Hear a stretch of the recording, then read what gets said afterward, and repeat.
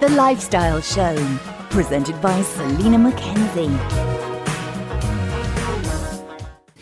Now, in her path-breaking book, Hannah Pickard proposes a new paradigm for understanding the puzzle of addiction. She joins us now to tell us about it. Great to have you on the show with us, Hannah. Thanks so much for having me, Selina. What a great title. Oh, thank you. For our listeners, the book is called What Would You Do Alone in a Cage with Nothing But Cocaine? So we are talking drug addiction, are we?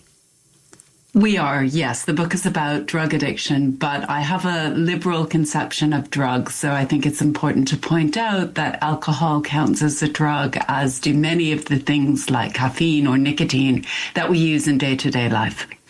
And what made you decide to write the book in the first place? Well, I have an unusual history in that I'm both an analytic philosopher, but also worked a decade for the NHS in a specialist service for people with personality disorder and complex needs, many of whom struggled with drug and behavioral addictions.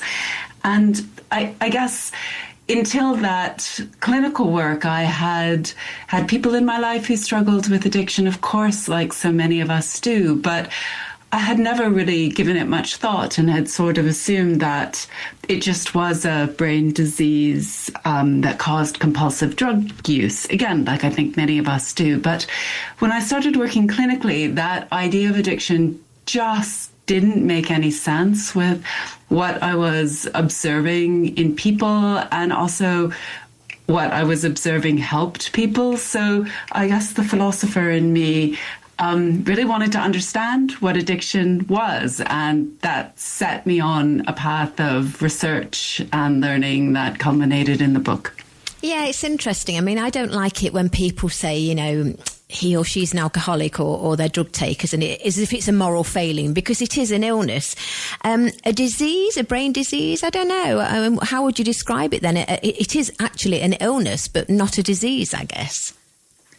Yeah, so if I had to choose a label, I mean, I guess maybe implicit in what you're saying is there's something about our labeling of people that we might want to think about a little bit differently. But if I had to choose a label, I would call it a behavioral disorder.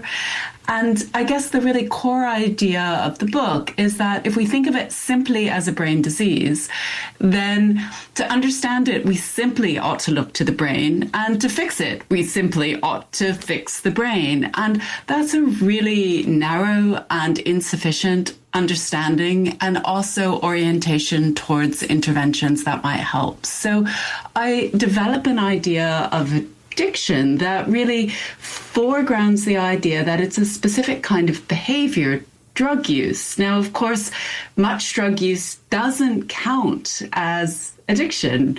We just name nicotine and caffeine and alcohol as drugs, and many of us use those drugs daily or nearly daily in ways that are very unproblematic. But what happens in addiction is that ordinary drug use precisely does become problematic. It starts to have terrible costs for people, to really undermine their well-being and what's in any sense good for them or those around them.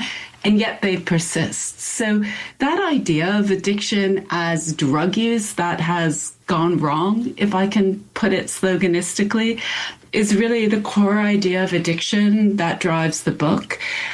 And in ways, the most important upshot of seeing addiction that way is that a whole range of explanations come into view as to why someone would be using drugs in a way that's so self-destructive, that's so against their own good. So we really open a vista. We don't need to exclude the brain and brain science as one part of the explanation, but we make room for a swathe of other things that are really important to understand and indeed help people with addiction. Yeah, because I guess it is neurobiological, isn't it? It's the substances that are basically hijacking the brain, if you like. Well, I don't actually, I mean, the substances certainly work on the brain, and that's part of why they have a psychoactive effect, as do many, many things in our lives, right? In some sense, if you're a physicalist, then the brain is always going to be part of what's going on in any kind of human or animal experience or behavior. But I think that kind of reductionism is something really to be guarded against, because the fundamental explanation for why some people use drugs has much more to do with the nature of their life circumstances and their own inner subjective psychological states of mind, and what drugs do for people and ultimately end up meaning for people in those circumstances, and when they live in particular with terrible psychological suffering and distress. So again, this isn't to deny the importance of neurobiology, but it is to say that we can't reduce everything to neurobiology. And when does it go, Hannah, from, I understand people generally use drugs or alcohol to cope, that they're going through a rough time, and I understand that. When does it go from just having a few drinks to an addiction? Is it different in every person? Well, in some sense, I think the question we need to ask of everybody is somewhat similar, which is your drug use persisting? That is, are you continuing to do it despite costs that are really obvious and really severe, and which quite clearly undermine your own good as you yourself would conceive of it in parts? So, what happens in addiction is that people sort of act against what you might think of as their own best interests as they themselves would see it.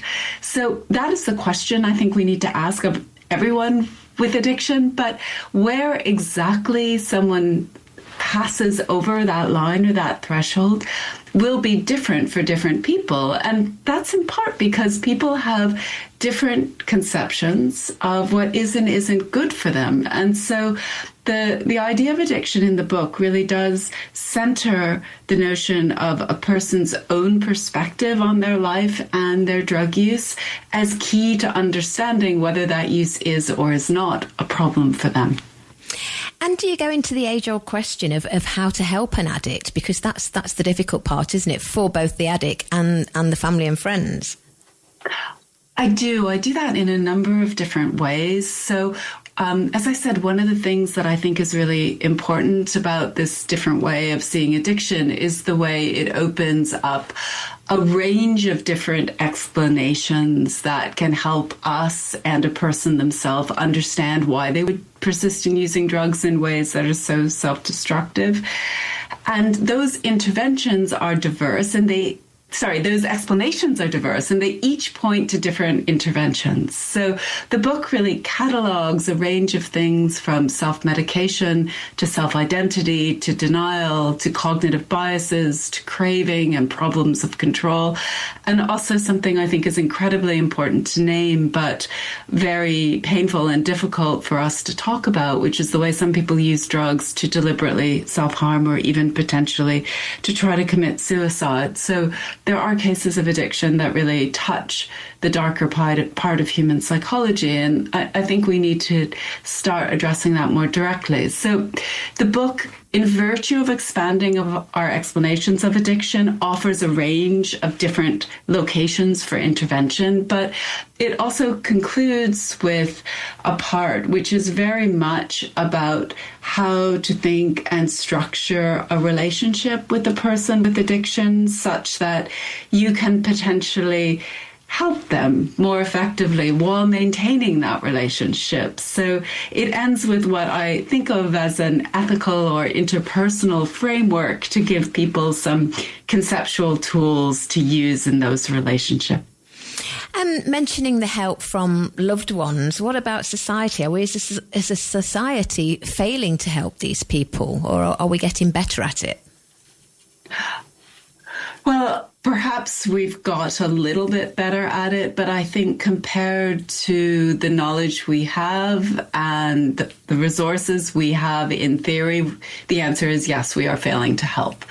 We could do so much more. We know there are many, many, many treatments that work. Many of them are not expensive. And yet, for many people with addiction around the world, simply accessing those treatments is impossible. So I think there's a huge amount more that we could do. And to my mind, at least, there's no question that we ought to do it simply out of care and concern and compassion. But if you add into that mix that we know addiction to be associated with life circumstances that are really harrowing and difficult, and which in many cases you can think of as the product of things like social injustice, then arguably we also have an obligation to help. And as well as in the book, I know you go through addiction science, philosophy, clinical practice, and the psychology.